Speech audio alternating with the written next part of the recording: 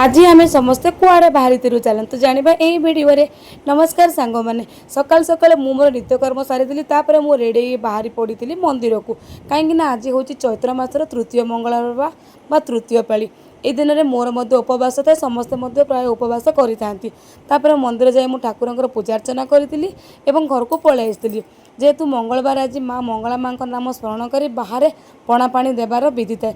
मुझे पूजा सामग्री नहीं माँ नाम स्मरण कर बाहर पणा पानी देती तापर मु गरमा गरम चा टे पी देती और समस्त प्रिपेरेसन करती। आज लंच रे होइतिला वेजिटेबल पलव भात ता सागर होइतिला बैगण सहित कैप्सिकम चिप्स बैगण और टमाटर भर्ता आउ मु बेसी किछि बनै नथिली।